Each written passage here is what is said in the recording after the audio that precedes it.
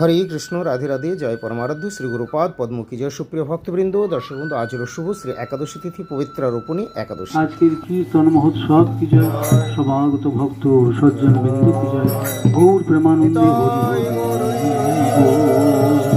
সুপ্রিয় ভক্তবৃন্দ, দর্শক বন্ধু, আজ শুভ শ্রী একাদশী, পবিত্র রোপণী বা পুত্রদা একাদশী। আজকে তুলসী চয়নাদি নিষেধ। আগামীকাল হলো শনিবার।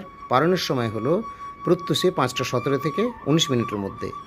তৎপূর্বে তুলসী চয়ন করা যাবে না, অর্থাৎ আগামীকাল 5:19 মিনিটের পরে তুলসী চয়নাদি করা যাবে। আজ শুক্রবার, শুভ একাদশী ব্রত। আজ সকাল 6:05 থেকে তুলসী চয়নাদি নিষিদ্ধ।